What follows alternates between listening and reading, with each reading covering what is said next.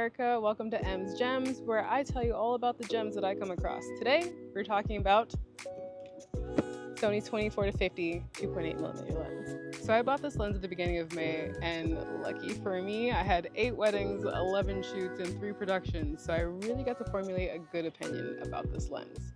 Now, this video is not sponsored.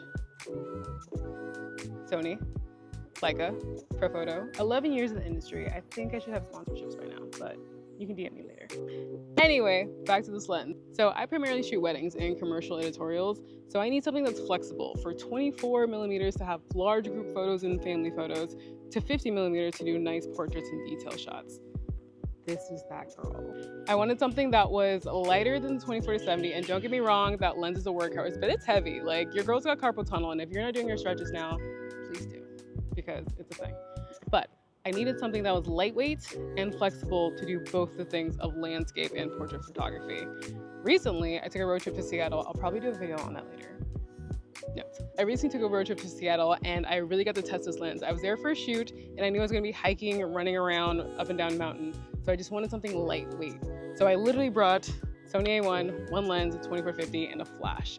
And when I tell you these photos turned out, I'm glad that that's the only thing that I had in my bag. So I'm just gonna jump right into it. All the things that I love about this lens. And I'll be sharing a few photos so you can see examples of exactly what I'm talking about. But first of all, she's compact. She's lightweight, easy. This is why we love her. Something that people may not like about it is that it is a little bit soft, a little grainy. So I'm a primes girl, always have been. I have all the Sony lenses at this point. We have a 28, a 35, a 55, an 85, a 7200, a 16-35. But also back to this grain. So I'm a primes girl, obviously. So everything that I've been shooting in my career has been tack sharp. It's not to say that this isn't tack sharp, but if you zoom in just a little bit, you notice a softness, a little bit of grain. But I personally love it because it feels a little bit like nostalgia. Some people might hate it, so that's up for you to decide. We were gonna get the 24-70, but it was on debate, so that was another reason. 24-70, $2,300, $2,400, this is only $1,000. It's a steal considering all of the options that you have for Sony lenses. So, adding to the plus of why I love this lens. So one of the things that I actually like about this lens that some people are probably gonna hate is the fact that it is a manual focus aperture lens. So it definitely slows me down, but I think I need that because otherwise I just feel like a assassin who's just like shot bullets, just versus like slowing down and actually taking the shot and like really considering what I want to focus on. So I appreciate this for slowing me down by being a manual focus, but I can see some people not loving that.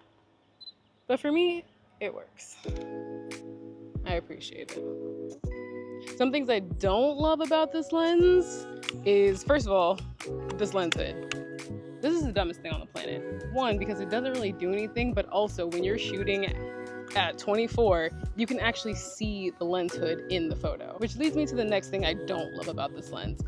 Even when you take the lens cap off and you're shooting at 24mm, there's a heavy vignette that I've noticed in the raw photos, not necessarily in the JPEG photos, but if you're shooting raw, there is a heavy vignette in there. And granted, you can change it in Lightroom, you can adjust it, but it's just annoying to have one more thing to adjust.